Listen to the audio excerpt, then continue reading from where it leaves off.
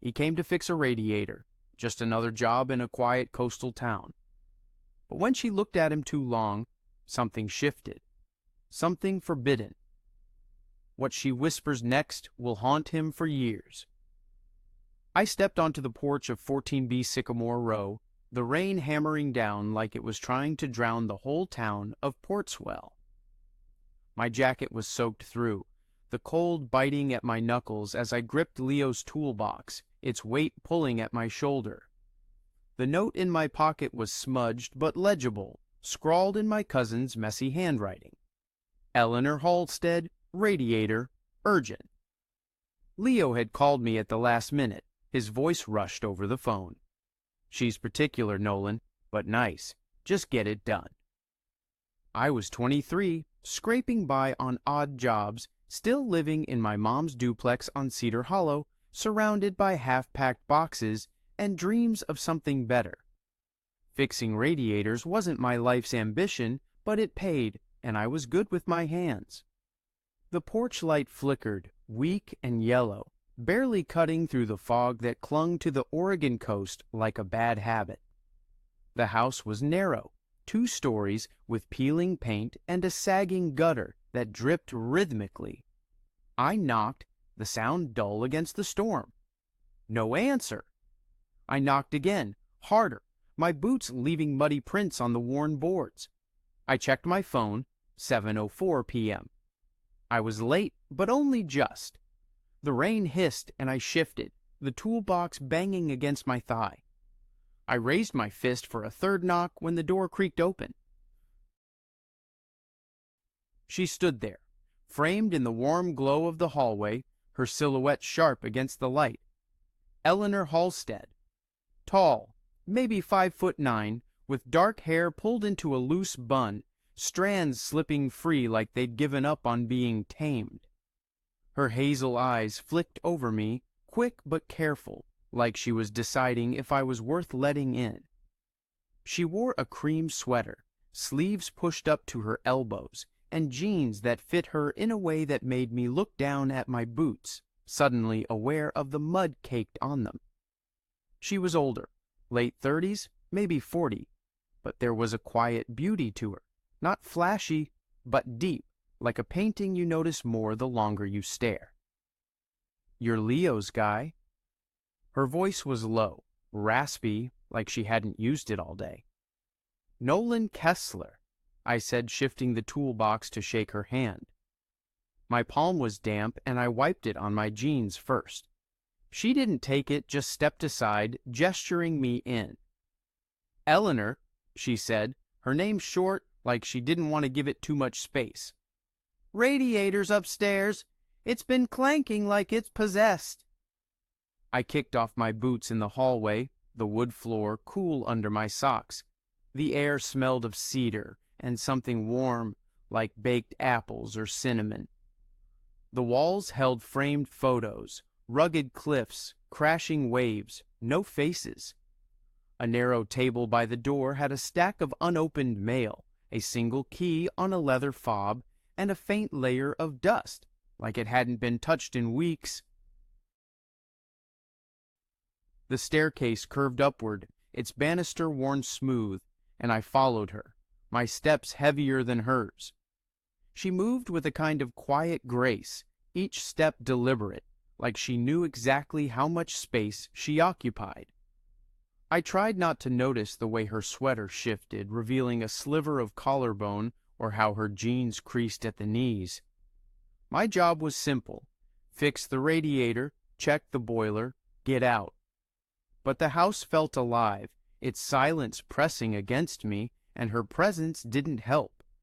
I was just a kid to her, probably, some scrappy 23-year-old with grease on his hands. Still, I caught myself watching her, then looked away, focusing on the toolbox's weight. Upstairs, the hallway was tight, with 3 closed doors and a small window fogged by the rain.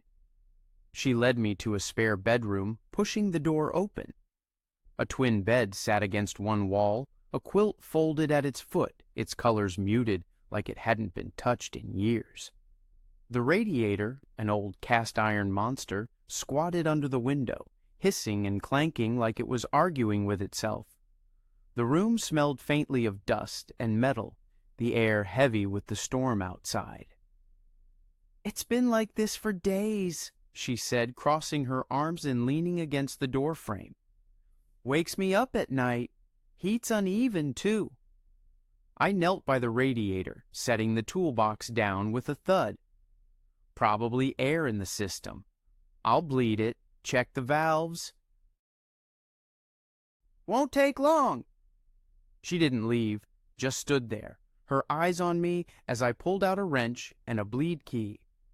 The metal was cold, biting my fingers, and I worked fast, trying to ignore the weight of her gaze.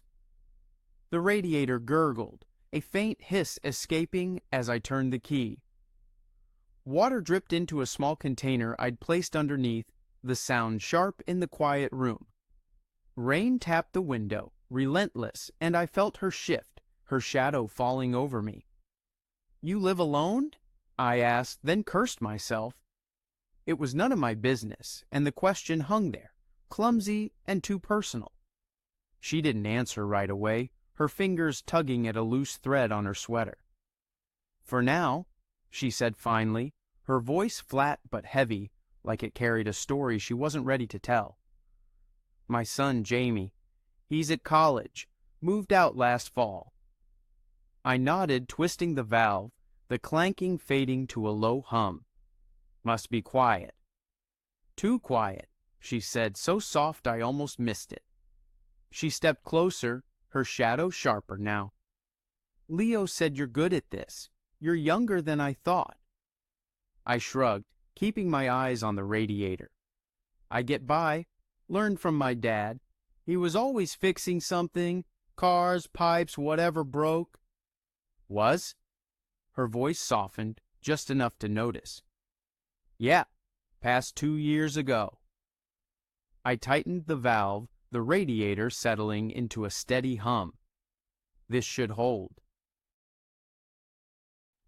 "I'll check the boiler downstairs, make sure the pressure's good." She nodded, but her eyes lingered like she was trying to piece me together. "Thanks, Nolan. You want coffee or something? It's a mess out there." I stood, wiping my hands on a rag, the toolbox heavy at my side. "I'm good, just need to finish up, and I'll be out of your way." Her lips twitched, almost a smile. "No hurry, I'm not going anywhere." The boiler was in a cramped utility room off the kitchen, a maze of pipes and gauges lit by a single bare bulb. I crouched, checking the pressure, while Eleanor leaned against the counter, her arms still crossed. The kitchen was small, tidy, with a single mug in the sink and a stack of novels on the table. Middlemarch, the remains of the day. Their spines creased like old friends. I wondered how many nights she spent here, alone, the pages her only company. "Leo says you're saving up," she said, her voice cutting through the hum of the boiler. "What's the plan?" I glanced over, surprised.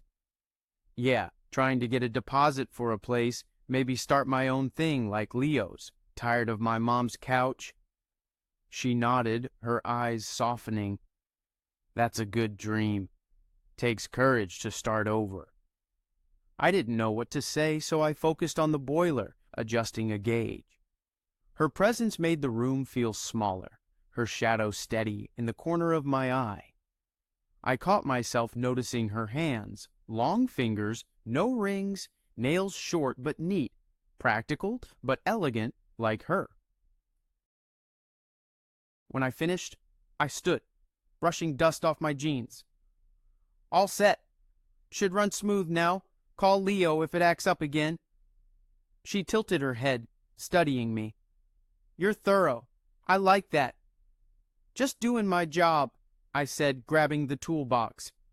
My voice sounded tighter than I meant it to. She walked me to the door, her steps slow, like she was stalling. I slipped my boots on, the laces stiff with dried mud. The rain had slowed to a drizzle, the fog thicker now, blurring the streetlights. I stepped onto the porch, the air cold against my face. "Drive safe, Nolan," she said, her voice low, almost reluctant. She stood in the doorway, one hand on the frame, her sweater slipping off one shoulder, revealing a curve of skin that caught the light. I nodded, my throat tight. "Night, Mrs. Halstead." "Eleanor," she corrected, her eyes meeting mine, holding them a second too long. "Good night." I walked to my truck, the toolbox banging against my leg, her gaze following me like a weight I couldn't shake. I started the engine, the rumble loud in the quiet street. Glancing back, I saw her still there, framed in the doorway, the light catching the sharp line of her jaw. "You don't know it yet, but this is just the start. What she does next will turn everything upside down." The next morning I woke to the sharp buzz of my phone cutting through the haze of sleep. Leo's name glowed on the screen and I groaned, squinting at the time. 6:47 a.m. Too early for a Saturday, especially after a night spent tossing on my mom's lumpy couch in her duplex on Cedar Hollow. The room was a cluttered testament to my half-formed plans, boxes of tools, a duffel bag spilling clothes, a notebook with scratched-out budgets for a place of my own.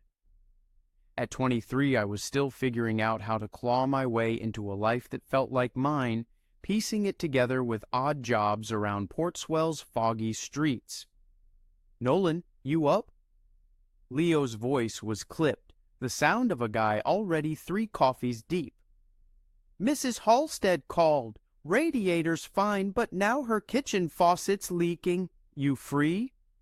I sat up, the memory of Eleanor's hazel eyes flashing in my mind, sharp and guarded, like she was measuring me against some invisible standard.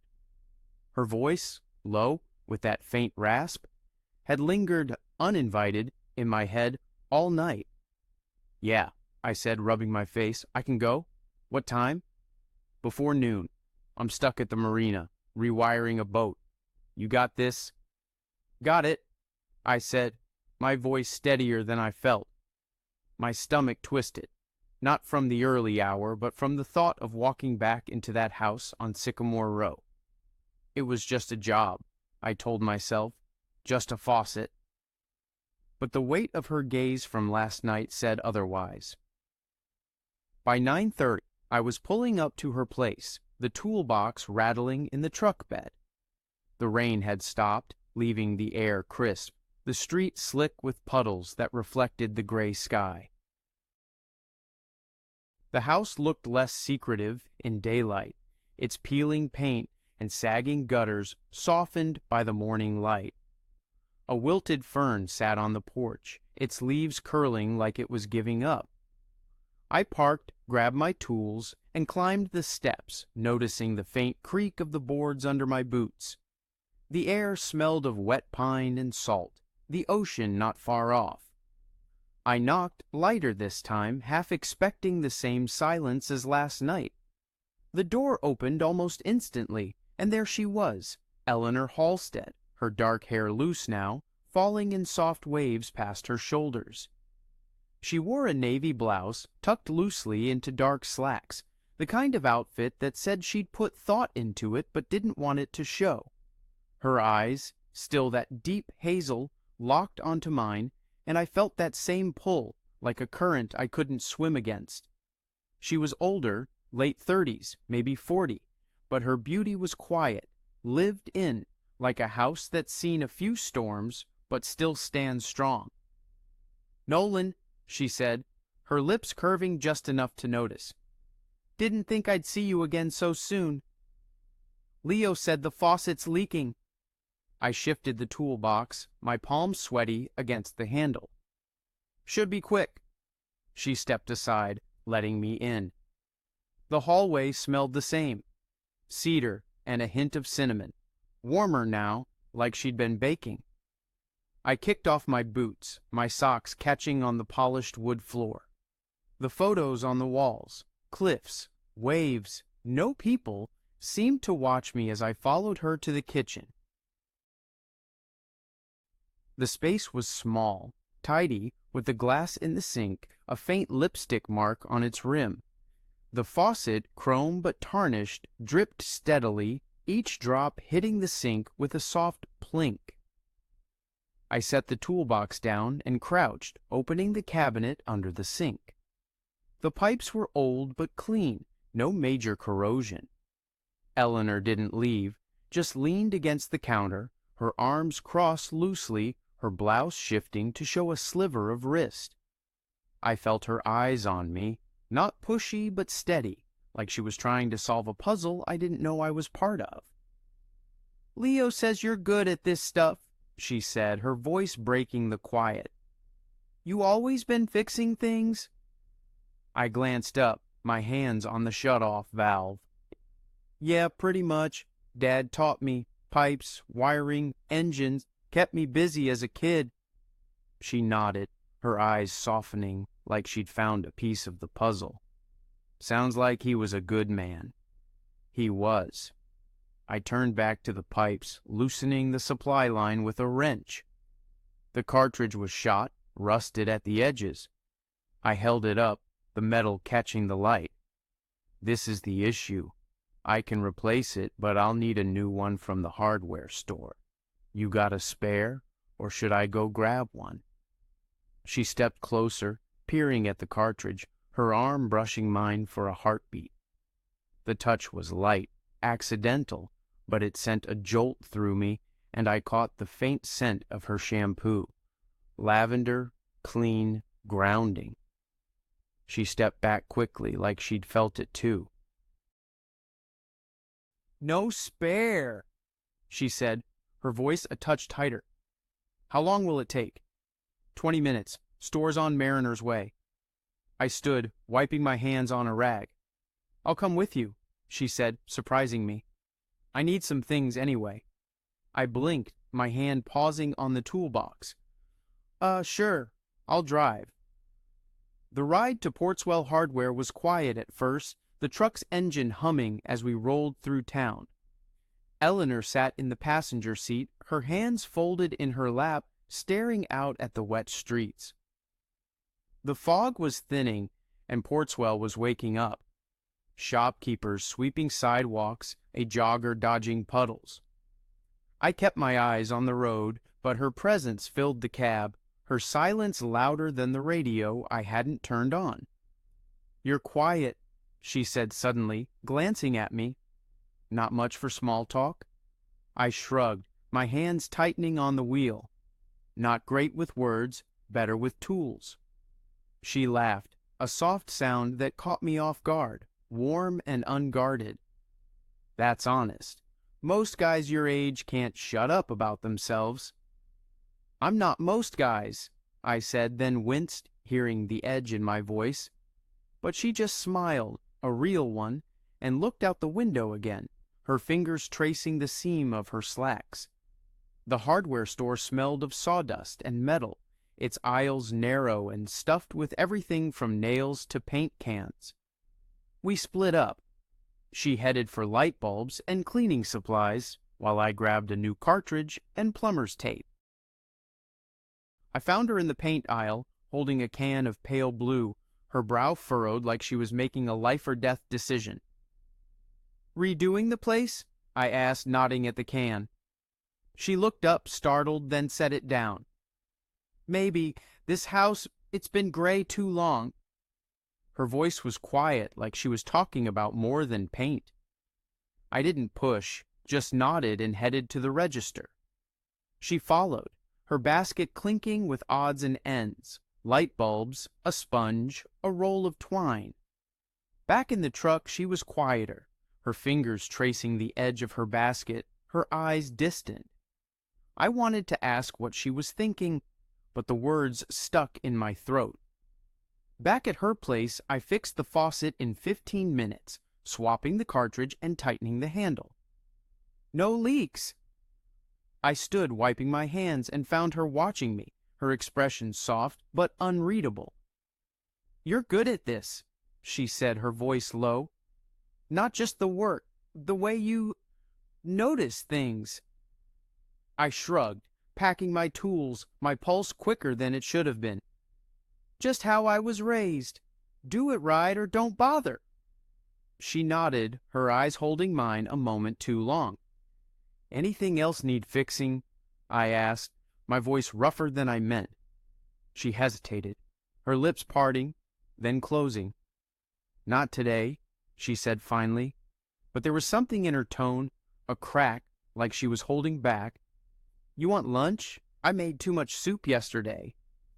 I froze, the toolbox heavy in my hand. It was just soup, just a polite offer. But her eyes said something else, something that made my chest tighten. I should have said no, grabbed my stuff, and walked out. But the house was too quiet, and her gaze was too steady, and I was already nodding before I could stop myself. Sure, I said, my voice low. Soup sounds good. The kitchen table was small, barely big enough for 2 bowls and a loaf of bread she'd sliced, its crust flaking onto the wood. The soup was vegetable, carrots, lentils, thick and warm, the kind of thing that sticks with you.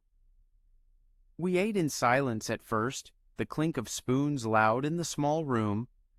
I kept my eyes on the bowl, but I could feel her across the table, her movements slow, like she was measuring each one. You don't have to be so careful, she said suddenly, her spoon pausing. I'm not going to break.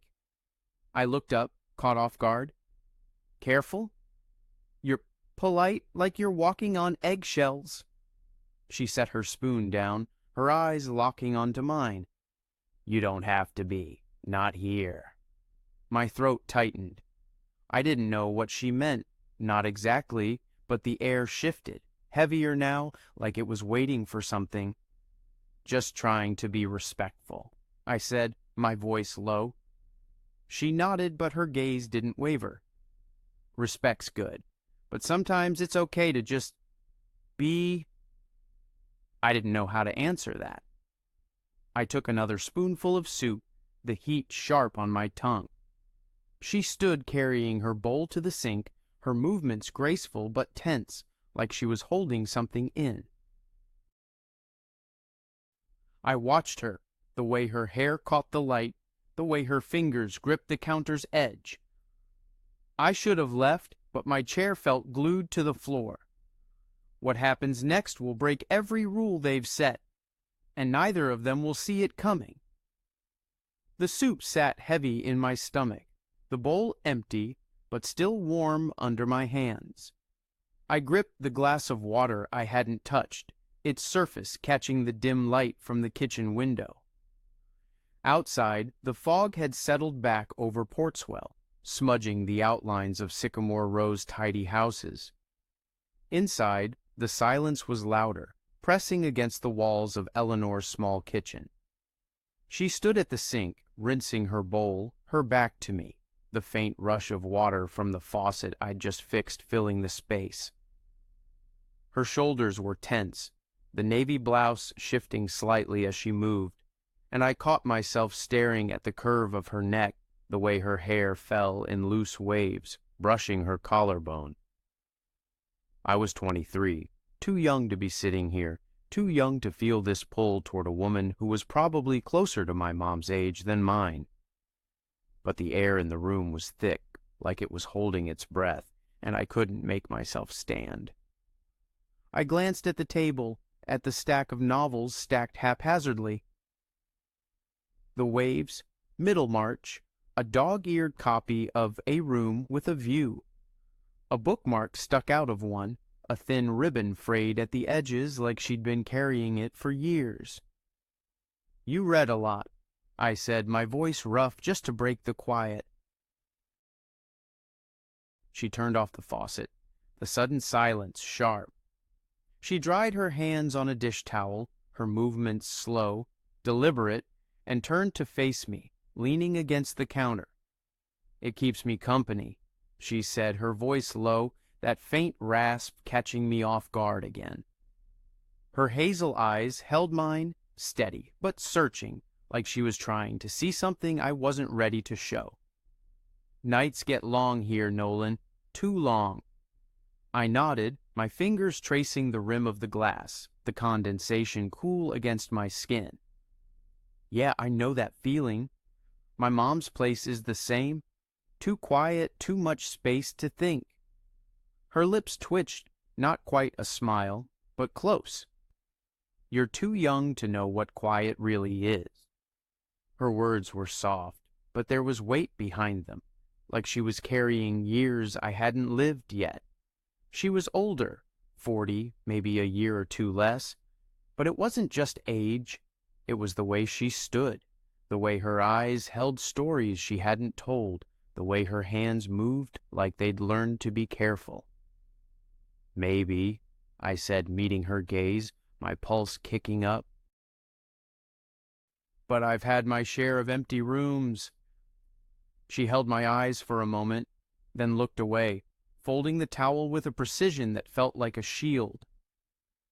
You're different, Nolan, she said, her voice quieter now. Not like the others who come through here, fixing pipes or hauling boxes. You listen, you see things. I shifted in my chair, the wood creaking under me, my hands tightening on the glass. I'm not trying to see anything, I said, but it came out weaker than I meant, like I was admitting something. Just doing my job. She laughed, a small, warm sound that hit me like a spark. That's what makes it different. You're not trying. She stepped closer, just a fraction, the towel still in her hands, her fingers twisting it like she was holding herself together. The room felt smaller, the air charged, like the moment before a lightning strike. I stood, the chair scraping loud against the floor, and grabbed my toolbox, the metal handle cold and grounding. I should go, I said, my voice rougher than I wanted. Got a job this afternoon, rewiring at the diner on Route 12. She nodded, but her eyes didn't leave mine, and there was something in them. Something raw, like she was letting me see a crack in her armor. Sure, she said, her voice soft. Don't let me keep you. I moved to the hallway, my socks sliding on the polished wood, the toolbox banging against my thigh. She followed, her steps light but close, and I felt her presence like a weight I couldn't shake. I slipped my boots on, the laces stiff and damp, the hallway's cedar scent mixing with the faint lavender of her shampoo. The front door was open, letting in a breeze that carried the smell of wet pavement and distant salt. I stepped onto the porch, the air cold against my face, and turned to face her. Thanks for the soup, I said, my voice low, my eyes catching the way her blouse clung to her shoulders, the way her hair moved in the breeze. Anytime, she said, her voice barely above a whisper. She stood in the doorway, one hand on the frame, her eyes flicking to mine, then away, like she was afraid of what she'd find if she looked too long. If anything else breaks, you know where to find me. I nodded, my throat tight. Yeah, call Leo if you need me. Her lips curved, a half smile that didn't reach her eyes. I will. I turned to go, my boots heavy on the porch steps, but her voice stopped me. Nolan. It was soft, almost a plea, and I looked back. She was still there, her sweater slipping slightly, revealing a sliver of skin that caught the morning light. You don't have to be a stranger, she said, the words careful, like she'd rehearsed them in her head. This house, it's too big for one person sometimes. My chest tightened, a mix of want and warning. She was older, settled, a woman with a life I didn't belong in. I was just the guy who fixed her radiator, her faucet passing through like a shadow. But her eyes said something else, something that made the ground shift under me. I'll keep that in mind, I said, my voice rough, like I was swallowing gravel. I walked to my truck, the toolbox heavy, the gravel crunching under my boots. I didn't look back, but I felt her gaze, steady and warm, following me all the way to the driver's seat. The engine rumbled to life, and I pulled away, the street blurring in the fog. Her words echoed, uninvited, and I knew I'd be back, whether I wanted to or not. The next few days were a haze of work, patching a roof on Mariner's Way, rewiring a flickering sign at the crab shack off Route 12, hauling lumber for a deck repair in the next town over. Portswell's fog clung to everything, dampening my clothes, my thoughts. But Eleanor's house stayed with me, its quiet rooms, the way her voice curled around my name. I told myself it was nothing, just a job, just a moment. But I checked my phone more than I should have, waiting for Leo to send me back to Sycamore Row. On Wednesday evening, my phone buzzed and my heart kicked up before I even saw the screen. Not Leo. A text, direct from her. "Faucet's fine, but the back door's sticking. Can you come by?" Eleanor. Her number must have come from Leo's contact list, but seeing her name on my screen felt like a line crossed, intentional or not.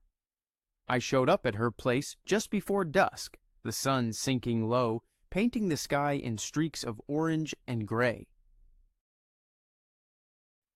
The house looked the same, but the fern on the porch was gone, replaced by a small clay pot with a single marigold, its petals bright against the faded wood. The air was cool, carrying the scent of pine and damp earth. I knocked, and she answered quickly, like she'd been waiting by the door.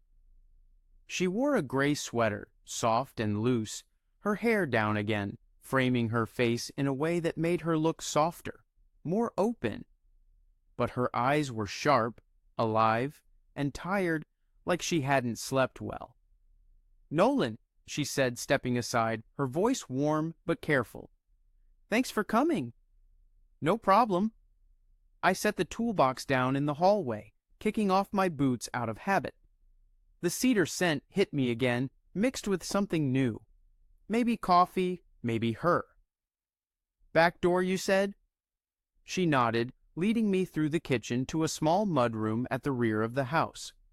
The door was old, its wood swollen from the damp, sticking in the frame like it was fighting to stay closed. I ran my hand along the edge, feeling the rough grain, the resistance. "Needs sanding," I said, glancing at her. "Maybe a new hinge. I can do it now if you've got time." "I've got time," she said, her voice low, her eyes meeting mine for a moment before flicking away. She leaned against the wall, her sweater brushing the faded paint, and watched as I pulled a sanding block from the toolbox. The work was simple, repetitive, the scrape of sandpaper loud in the small space. But her presence made it hard to focus, her breath even, her gaze steady, like she was memorizing every move I made. "You don't have to stay," I said after a while, my hands steady but my voice not quite. "This'll take a bit." "I don't mind," she said, her tone light but her eyes heavy. "It's nice to have someone here." I nodded, focusing on the door, the wood dust gathering on the floor. The door started to move smoother, the creak fading with each pass of the sandpaper. She stayed quiet, but I could feel her, inches away, her presence like a low hum in my chest. When I tested the door, swinging it open and shut, it moved cleanly, no resistance, the hinges sighing softly. "Fixed," I said, brushing the dust off my hands. I turned, and she was closer than I expected, her shoulder against the wall, her eyes locked on mine. The air in the mudroom was heavy, too small for both of us, too charged. "You make it look easy," she said, her voice so soft it barely reached me. "It's just practice," I said, but the words felt thin, like they couldn't carry the weight of the moment. My pulse was loud, my hands tingling where the sandpaper had bitten into them. She stepped closer, her sweater brushing my arm, the faintest touch that felt like a spark. "Nolan," she said, her voice trembling now like she was standing on an edge. "Why do you keep coming back?" I froze, my heart slamming against my ribs. "You called," I said, my voice low, rough. "I came." Her lips parted, her eyes searching mine, and I saw something there. Loneliness, fear, a hunger she was trying to hide. "It's not just the door," she said, her words barely audible. "Or the faucet, or the radiator. You know that." My throat was dry, my hands gripping the toolbox like it could anchor me. "Eleanor, I—" I stopped. The words stuck. Because what could I say? She was older, a woman with a life I didn't fit into, a house full of ghosts I couldn't see. But her eyes were pulling me in, and I was drowning. "Don't," she said, her hand raising slightly, then dropping. "Don't say it's nothing. I see how you look at me." My chest tightened, like she'd ripped something open. "You're not someone I can just walk away from," I said, the words spilling out, raw and unfiltered. "But this us, it's not right. It can't be." She nodded, her eyes glistening, reflecting the dim light. "I know. I've been telling myself that since you walked through my door." We stood there, inches apart, the mudroom too small, the air too heavy with what we weren't saying. Her hand brushed mine, her fingers cool but steady, and the touch was like a match struck in the dark. I didn't pull away, and neither did she. Her eyes held mine, wide and vulnerable, and I saw the woman she was, not just the one who lived in this quiet house, but the one who'd been alone too long, who'd carried too much for too many years. "Next, it's up to you to decide," she said, her voice so soft I almost missed it. Her hand tightened on mine just for a moment, and then she let go, stepping back, her breath uneven. I stood there, the toolbox heavy at my side, my heart pounding so loud I was sure she could hear it. I wanted to say something, to close the distance, but the weight of it all, her age, her life, my own uncertainty, held me back. I grabbed my tools, my hands shaking, and walked to the front door, her steps soft behind me. I slipped my boots on, the laces catching under my fingers, the hallway's cedar scent mixing with her lavender. "Nolan," she said as I reached for the doorknob. I turned, and she was there, too close, her eyes raw, unguarded. "Don't be a stranger." I nodded, my throat too tight to speak. I stepped outside, the evening air sharp against my skin, the marigold on the porch glowing in the dusk. I walked to my truck, my boots heavy on the gravel, and didn't look back. But I felt her, standing in the doorway, her gaze following me, a weight I'd carry long after I drove away. This is the moment everything changes. What happens next will stay with them forever.